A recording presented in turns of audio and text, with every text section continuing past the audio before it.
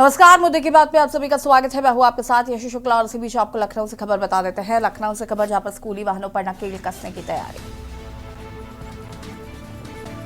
Unfit वाहनों में बच्चे मिले तो होगी एफआईआर। परिवहन विभाग अब कार्रवाई करने की तैयारी में। 900 स्कूली वाहनों को भेजी गई है नोटिस।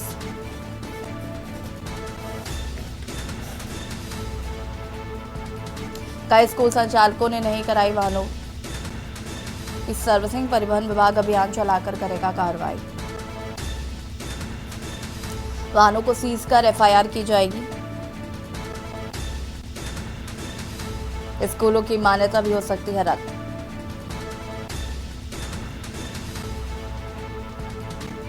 बता दें कि 1 महीने पहले ही कानपुर में हुआ था भीषण सड़क हादसा।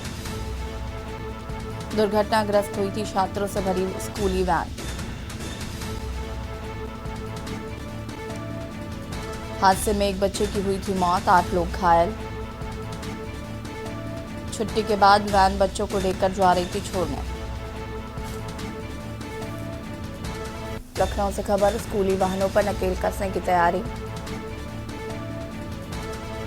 अनफिट वाहनों में बच्चे मिले तो होगी एफआईआर।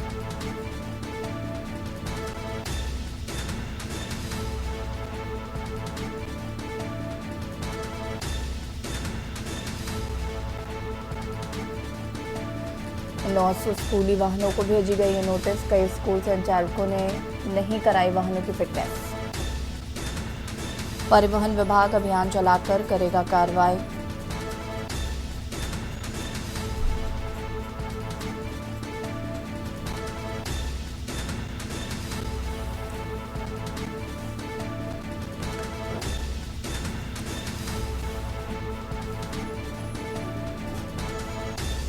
कानपुर से सुरेश सविता हमारे साथ जुड़ चुके हैं। कुलदीप कुमार पीलीभीत से हमारे साथ जुड़ चुके हैं संवाददाता। सुरेश, पहले तो सबसे पहले कानपुर की बात करते हैं। यहाँ पर जो स्कूली वाहनों को नोटिस भेजा गया है कि उनका फिटनेस होना बहुत जरूरी है, क्या कुछ जानकारी है इसको लेकर?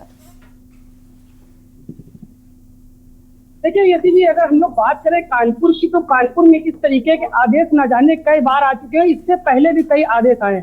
अगर हम लोग बात करें पिछले महीने की, तो पिछले महीने भी एक बहुत ही दर्दनाक हादसा हुआ था जिसमें एक स्कूली बच्चे की जान तक चली गई थी। लेकिन कहीं ना कहीं, चाहे परिवहन विभाग हो या आरटीओ विभाग का कोई भी ऑफिसर हो, इन सब आदेशों को ना जाने ना मानने की क्यों एक कसम दिखा बैठा है।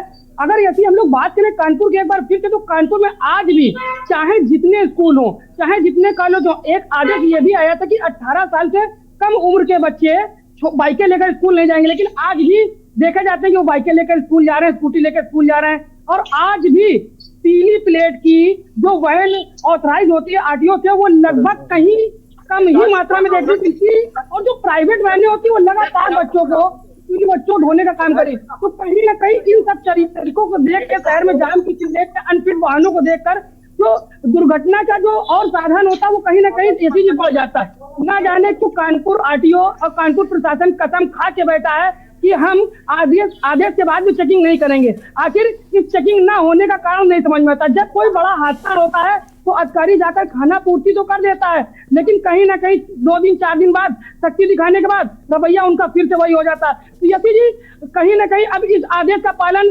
कानपुर का आरटीओ, परिवहन विभाग किस तरीके से करता है, ये एक बहुत बड़ी चुनौती होगी और देखने वाली बात होगी। जी ठीक है, वापस आते हैं आपके पास। कुलदीप कुमार पीलीभीत से हमारे साथ जुड़े हुए हैं। कुलदीप, पीलीभीत की बात करें तो यहाँ पर स्कूल कितना सीरियस नजर आ रहे हैं जिस तरीके से नोटिस दिया गया है, और कैसे सबसे बड़ी बात तो ये है कि इतने लंबे समय से इंतजार क्यों किया जा रहा था? काफी लेट कार्रवाई करने की बात नहीं कही जा रही, इतने हादसे होते रहते हैं, सारी चीजें उसके बावजूद भी। बिल्कुल ऐसी पीलीभीत आरटीओ परिवहन की बात की जाए तो आरटीओ वीरेंद्र कुमार पूरी तरह से सख्त है और बच्चों की सुरक्षा को प्राथमिकता दी जा रही है, जिसके चलते इसी महीने लगभग 250 वैध वाहन संचालित है। उसके अलावा जो भी अवैध वाहन मिले हैं उनको नोटिस भेजा गया है।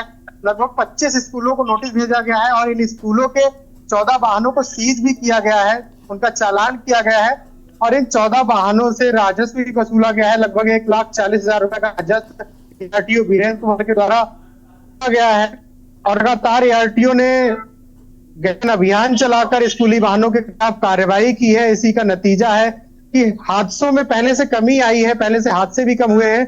और कहीं ना कहीं जो प्राइवेट स्कूल है, जो मोटर वाहन अधिनियम की गाइडलाइन है, उसका उल्लंघन कर रहे हैं, ऐसे लोग अब डरे हुए हैं और लगातार जो गाइडलाइन है उनका पालन करने को मजबूर हैं। क्योंकि आरटीओ अक्सर अभियान चलाते हैं और भी व्हीलर है या रिक्शे हैं जिससे बच्चों को ढोया जा रहा है, जहां उनकी सुरक्षा को लेकर खतरा बनता है, तब आरटीओ ऐसे वाहनों पर लगातार कार्यवाही कर रहे हैं और ऐसे वाहनों से राजस्व वसूल कर कहीं ना कहीं सरकार को भी फायदा हो रहा है और जो हादसे हैं उनमें भी कमी आ रही है। यशी,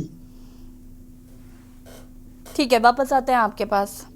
अनिल मीणा हमारे साथ फिलहाल नहीं है, वापस आते हैं उनके पास। और सुरेश, अगर हम बात करें कानपुर की, तो यहाँ पर अभी इस नोटिस को कितना सीरियसली ले रहे हैं स्कूल संचालक, ये एक बड़ा सवाल है।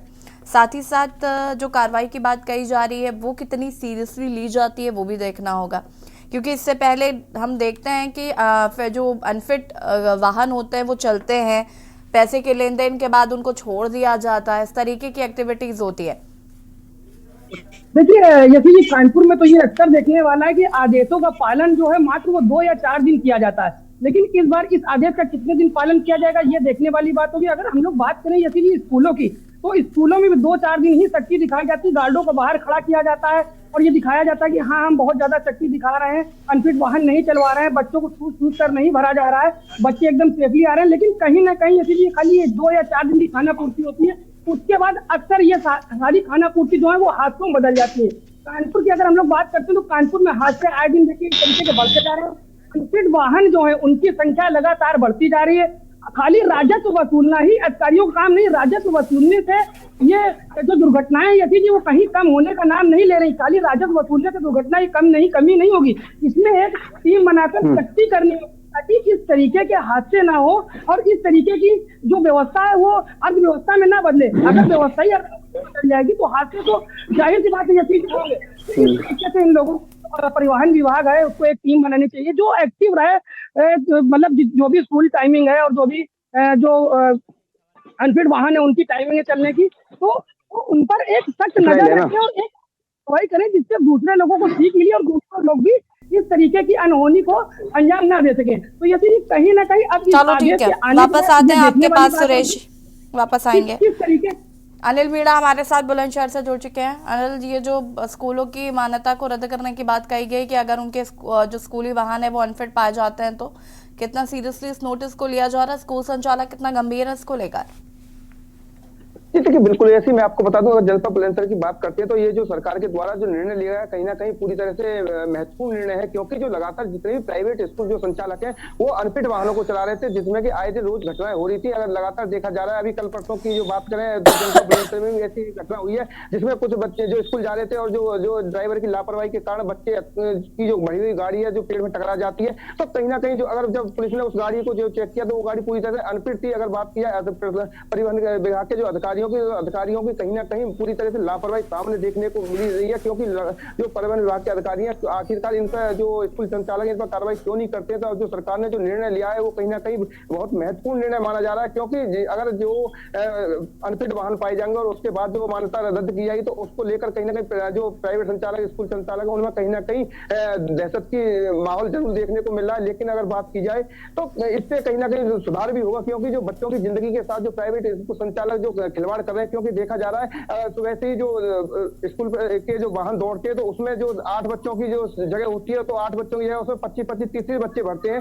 तो कहीं ना कहीं ये एक हैरान कर देने की बात है कि आखिरकार जो मासूम बच्चों के साथ जो प्राइवेट स्कूल संचालक आखिरकार इस तरह का बर्ताव क्यों कर रहे हैं, और जो सरकार ने जो निर्णय लिया है वो कहीं ना कहीं महत्वपूर्ण है। हालांकि अब देखना यह होगा कि जो सरकार का जो निर्णय है वो कहां तक जो अधिकारी उसको अमल में लाते हैं, ये तो अब वक्त बताएगा। लेकिन अगर परिवहन विभाग की बात करें तो परिवहन विभाग के जो अधिकारी हैं वो पूरी तरह से लापरवाह, आंखों पर पट्टी बांधे बने हुए हैं, क्योंकि परिवहन विभाग के अधिकारी अगर चाहे तो एक भी बस बिना अनफिट नहीं चल सकती है, क्योंकि तमाम उसके डॉक्यूमेंट चेक करने चाहिए। लेकिन कहीं ना कहीं जो परिवहन विभाग के जो सड़कों पर जो अधिकारी घूम रहे हैं वो कहीं ना कहीं उनकी मिली भगत है, जो स्कूल संचालकों से पैसे वसूल करते हैं और वसूल करने के बाद में कार्रवाई नहीं हो पाती है। लगातार मीडिया के द्वारा खबरें भी प्रकाशित की जा रही है, लेकिन कार्रवाई होने के नाम पे तो खाना पूर्ति कर दी जाती है। लेकिन कहीं ना कहीं पत्रकारों के साथ जब खबर चलाते हैं तो अधिकारी उसको पत्रकार को ही दोषी मानते हैं। तो कहीं ना कहीं जिस तरह से सरकार ने जो ये कदम उठाया वो कहीं ना कहीं अहम कदम है। अगर बात की जाए, देखिए यहाँ कुछ ऐसे पेरेंट्स भी बैठे हुए हैं जो मेरे साथ देखिए मौजूद हैं, हम इनसे भी बात करते हैं क्योंकि बच्चे इनके भी पढ़ रहे हैं। तो इनसे हम जानना चाहते हैं कि जो सरकार ने जो निर्णय लिया है प्राइवेट स्कूल संचालकों को जो जिनकी जो वाहन चल रहे हैं जो अनफिट पाए जाते हैं और तो उनकी मान्यता रद्द की जाए, तो उनसे बात करते हैं। क्या नाम है? मैं तपन सिंह राघव।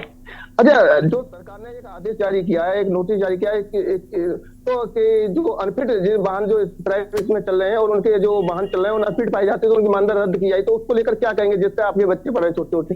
देखिए, हमारे छोटे छोटे बच्चे नौनिहाल जो कल का बचे रहे हैं वो अपने स्कूल को सुबह सुबह जाते हैं और अपना वाहन सुविधा उनके लिए है, लेकिन वाहनों के नाम पर सब खानापूर्ति है। गाड़ियां जो है डग्गा मार गाड़ी है और परिवहन विभाग उसमें लापरवाही बरतता है और ऐसे वाहनों की चेकिंग करके उनके खिलाफ कार्रवाई की जाए और बच्चों के साथ इस तरीके से खिलवाड़ ना किया जाए। अच्छा, सरकार ने जो आदेश जारी किया, जो नोटिस जारी किया, तुम उसको सही मानते हैं? ये तो बच्चों के लिए ही और ठीक है अनिल, वापस आएंगे आपके पास और यहाँ पर हम रुक करना चाहते हैं कुलदीप का। कुलदीप, अगर हम बात करें तो परिजनों का क्या कुछ कहना है, पेरेंट्स का इस पर क्या कोई रिएक्शन है?